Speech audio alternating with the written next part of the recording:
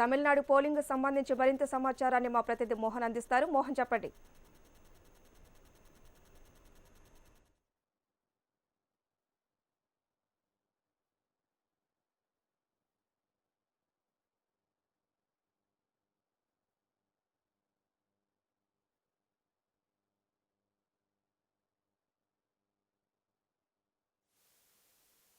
జరుగుతున్నటువంటి 38 parliament 18 assembly స్థానాలకు జరుగుతున్నటువంటి ఎన్నికల్లో ప్రశాంతంగా ముగిశాయి.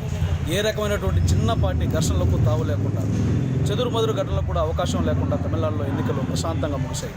60,665 పోలింగ్ స్టేషన్లో జరిగినటువంటి పోలింగ్ 6 గంటలకు ప్రశాంతంగా ముగిసింది. అప్పటి వరకు క్యూ లైన్లోకి వచ్చినటువంటి వారికి మాత్రం అనుమతి ఇవ్వడం జరిగింది. అదేవిధంగా కొన్ని ప్రాంతాల్లో 6 నుంచి 7 గంటల వరకు కూడా అనుమతి ఇవ్వడం జరిగింది. మధురలో ఈరోజు ఒక ప్రతిష్టాత్మకమైనటువంటి ఉత్సవం జరుగుతున్నటువంటి దృష్ట్యా అక్కడ 7-8 వరకు కూడా ఓటర్లు రావడానికి అవకాశం ఇవ్వడం జరిగింది. మిగిలిన అన్ని ప్రాంతాల్లో కూడా అధికారికంగా 6 గంటలకు ముగిసినప్పటికీ భారీగా ఓటర్లందరూ కూడా క్యూ లైన్లోకి చేరుకోవడంతో దాదాపు 7 నుంచి 8 గంటల వరకు కూడా వారి ఓటింగ్ ప్రక్రియ కొనసాగే అవకాశం చాలా స్పష్టంగా కనిపిస్తుంది. మనం ఒక పోలింగ్ కేంద్రం వద్ద ఉన్నాం.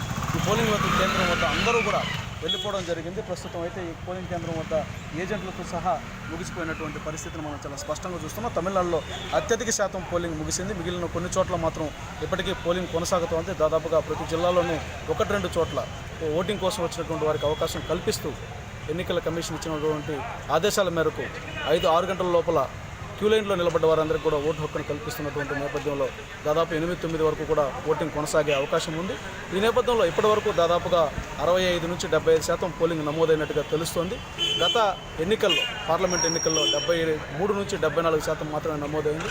ఈసారి 80% దాటే అవకాశం ఉంటుందని అధికారులు భావించినప్పటికీ కూడా మధ్యాహ్నం నుంచి మందకొడిగా సాగింది. సాయంత్రం 5 గంటల తర్వాత ఒక్కసారిగా ఓటర్లందరూ కూడా క్యూ లైన్లోకి రావడం జరిగింది. మరి ఈసారి 80% దాటుతుందా లేదనేది మాత్రం వేచి చూడాలి. అయినప్పటికీ ఎన్నికల నిర్వహణలో, అదేవిధంగా తమిళనాడులో ఈరోజు జరిగినటువంటి ఎన్నికల తీరు మాత్రం ప్రశంసలకు అవకాశం ఇస్తోంది.